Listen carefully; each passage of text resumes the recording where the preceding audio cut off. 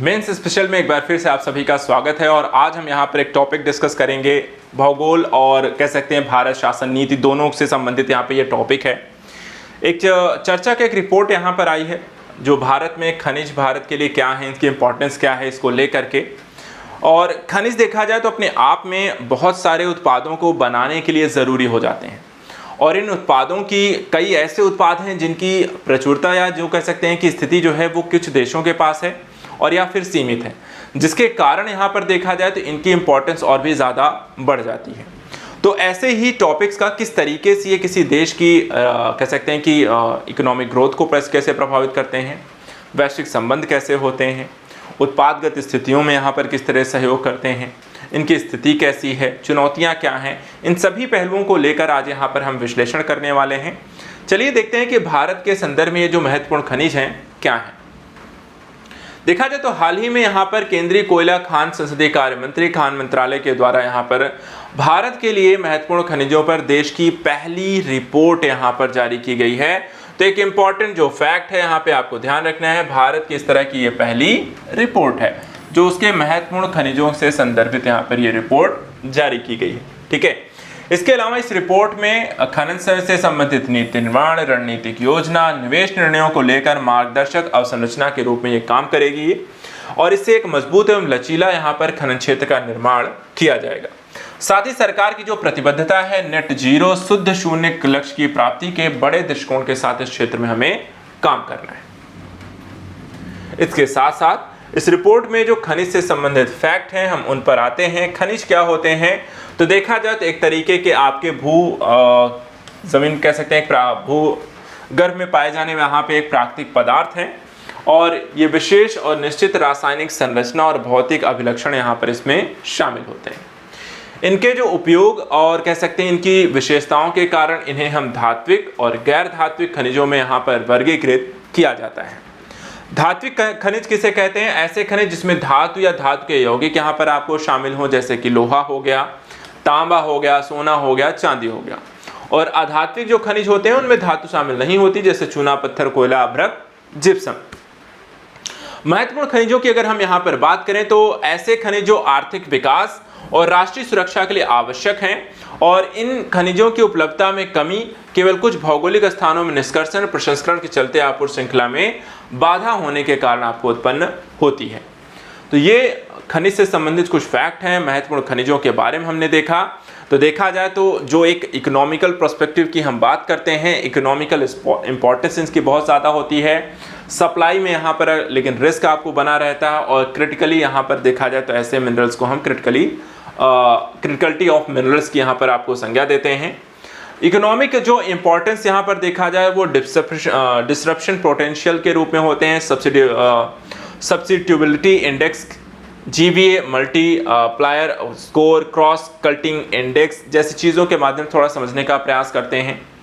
Supply risk में देखा जाए तो governance, weightage, mineral concentration, end of life recycling rates, important resilience and self sufficient and substitutability index जैसी चीज़ों के माध्यम से थोड़ा समझते हैं कि किस तरीके से इनकी इंपॉर्टेंस क्या है, कितनी सप्लाई यहाँ पर हो रही है, सरकार की रणनीतियाँ इसके संदर्भ में क्या है, वैश्विक यहाँ पे डिमांड इत्यादि क्या है, रैंकिंग इत्यादि के माध्यम से इनका कहाँ पर कितनी उपयोगिता है, कितनी यहाँ पर किसकी डिमांड है, कितना यहाँ पर उत्पादन हो रहा है, जैसी कई सारी चीज़ों के बारे में हम समझने का प्रयास में करते रहें।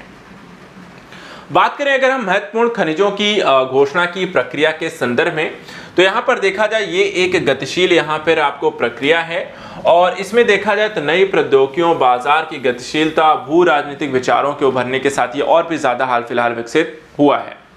देखा जाए तो विभिन्न देशों के पास अपनी विशिष्ट परिस्थितियों, प्राथमिकताओं के आधार पर महत्वपूर्ण खनिजों की यहाँ पर एक अनूठी सूची तैयार की गई है।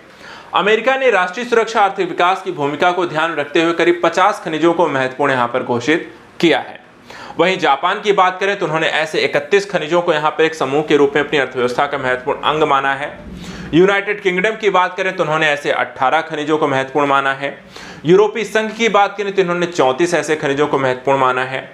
कनाडा की बात करें तो उन्होंने ऐसे 31 समूहों को 31 खनिजों को यहाँ पर महत्वपूर्ण खनिज के रूप में दर्जा दिया है। भारत की अगर हम बात करें, भारत के कौन कौन से यहाँ पे महत्वपूर्ण खनिज हैं, तो उनको यहाँ पर ज़रूर देख लेना यहाँ पर बनता है। देखिए, भारत में हम बात करें तो खान मंत्रालय के विशेषज्ञ समिति ने भारत के यहाँ पर 30 महत्वपूर्ण खनिजों की यहाँ पर एक सूची तैयार की है।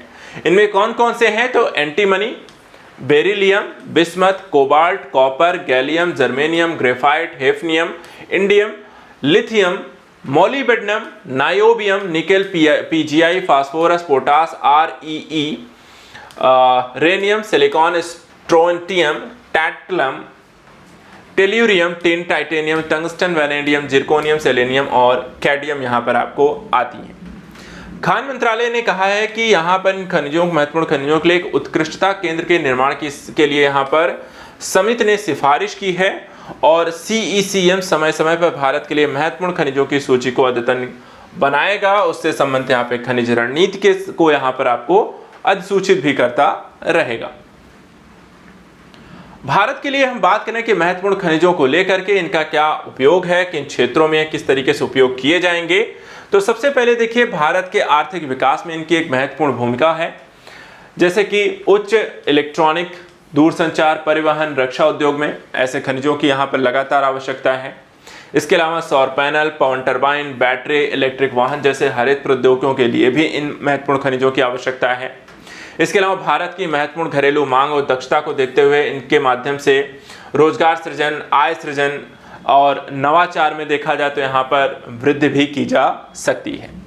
राष्ट्रीय सुरक्षा के दृष्टिकोण से अगर हम बात करें तो ये जो खनिज हैं, इनके माध्यम से इनकी खनिज की रक्षा करना, रक्षा क्षेत्र में यहाँ पर इनकी उपयोगिता है। एरोस्पेस सेक्टर में यहाँ पर इनके द्वारा बनाए गए उत्पाद यहाँ पर इन प्रयोग होते हैं। परमाणु ऊर्जा के क्षेत्र में इन खनिजों की हमें यहाँ पर आवश्यकता है। अंतरिक्ष के अनुप्रयोगों में देखे जाए तो इनका यहाँ पर महत्वपूर्ण योगदान हो सकता है। साथ ही साथ बात करें तो चरम स्थितियों का सामना करने के लिए जटिल कार्य करने में सक्षम उच्च गुणवत्ता वाली विश्वसनीय सामग्रियों के उपयोग की यहाँ पर रक्षा क्षेत्र में हमें आवश्यकता होती है। इसके अलावा रक्षा तैयारियों के साथ आत्मनिर्भरता सुनिश्चित करने के लिए भारत को महत्वपूर्ण खनिजों की निरंतर आपूर्ति भी यहाँ पर चाहिए। इसके अलावा पर्यावरणीय स्थिरता के संदर्भ में अगर हम बात करें तो ये स्वच्छ ऊर्जा, कार्बन शून्य की स्थिति को यहाँ पर प्राप्त करने में महत्वपूर्ण हो सकते हैं। जीवाश्म ईंधन जैसे को कम करना हो गया, ग्रीन हाउस गैस उत्सर्जन में भारत की निर्भरता को यहाँ पर कम करने में सक्षम बनाना होगा, क्योंकि लगातार एक ग्लोबल वार्मिंग का जो इफेक्ट है आप उसे भी यहाँ पर इसके माध्यम से यहाँ पे कम कर सकते हैं।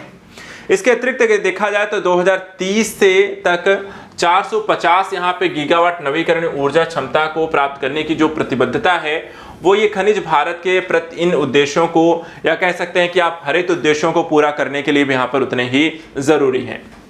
अंतर्राष्ट्रीय अगर आप सहयोग को देखें तो महत्वपूर्ण खनिजों में हम देख सकते हैं कि अंतर्राष्ट्रीय सहयोग भी यहाँ पे शामिल हैं।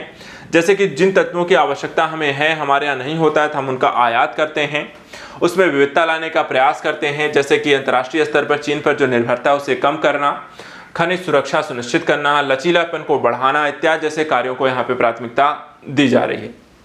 लेकिन चुनौतियां भी आपको इस क्षेत्र में लगातार बनी हुई हैं और खनिज क्षेत्र में भारत के लिए जो चुनौतियां हैं, जैसे कि वर्तमान समय में रूस और यूक्रेन के मध्य यहाँ पर जो संघर्ष है उसके कारण यहाँ पर आपको कई खनिजों की यहाँ पे आपूर्ति में समस्या आई है, क्योंकि रूस जो है विभिन्न महत्वपूर्ण खनिजों का एक प्रमुख यहाँ पे उत्पादक है। जैसे और जबकि यूक्रेन के पास देखा जाए तो लिथियम, कोबाल्ट, ग्रेफाइट के दुर्लभ तत्वों का एक विशाल भंडार है।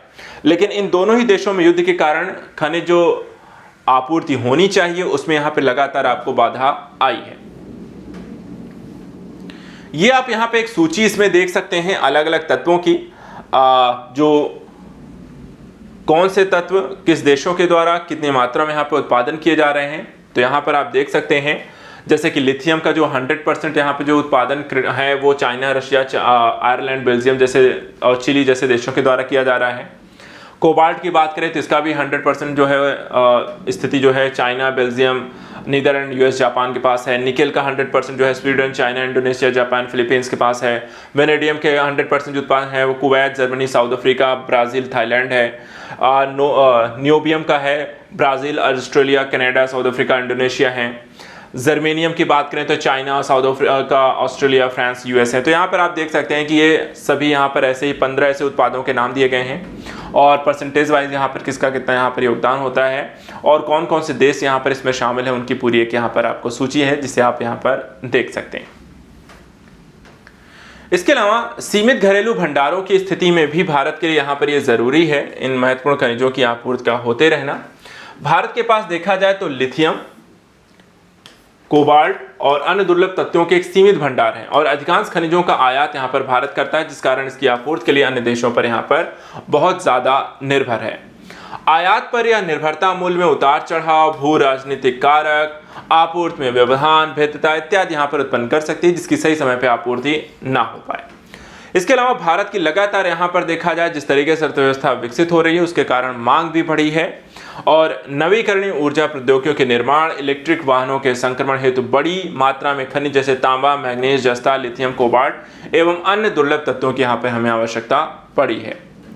भारत का सीमित भंडार और उच्च आवश्यकताएं इसे घरेलू जरूरतों को पूरा करने के लिए विदेशी भागीदारों पर यहाँ पर निर्भर बना देती हैं। अंततः देखा जाए तो क्या समझा जाए इससे किस तरीके की रणनीति हमारी इन फ्यूचरिस्टिक यहाँ पर होनी चाहिए, तो यहाँ पर देखा जाए कि खनिजों के रणनीतिक प्रबंधन के माध्यम से अंतर्राष्ट्रीय सहयोग और साझेदारी को बढ़ावा दिया जाए। संयुक्त राज्य अमेरिका के नेतृत्व में खनिज सुरक्षा भागीदारी जैसी पहल में भारत के शामिल होकर भारत वैश्विक महत्वपूर्ण खनिज आपूर्ति श्रृंखला की स्थापना में योगदान दे सकता है। ऑस्ट्रेलिया, कनाडा, जापान, दक्षिण अफ्रीका जैसे देशों के साथ द्विपक्षीय समझौते महत्वपूर्ण खनिज अन्वेषण, विकास, प्रसंस्करण, व्यापार में भागीदारी के भारत को मजबूत कर सकते हैं। यहाँ पर एक क्वेश्चन है जो कि दो क्वेश्चन आपको पूछे गए हैं 2017-2021 में यूपीएससी में, आप देख सकते हैं। एक है गोंडवाना लैंड के देशों में एक होने के बावजूद भारत के खनिज उद्योग अपने सकल घरेलू उत्पाद यानी कि जीडीपी में बहुत कम प्रतिशत का योगदान देता है, विवेचना कीजिए। दूसरा है प्रतिकूल पर्यावरण प्रभाव के बावजूद कोयला खनन विकास के लिए अभी तक भी अपरिहार्य है, विवेचना कीजिए। तो इस तरह क्वेश्चन भी देखा जाए तो आपको खनिज से रिलेटेड पिछले कुछ सालों में पूछे गए हैं, आप इनको यहाँ पर आंसर राइटिंग के लिए भी यूज कर सकते हैं।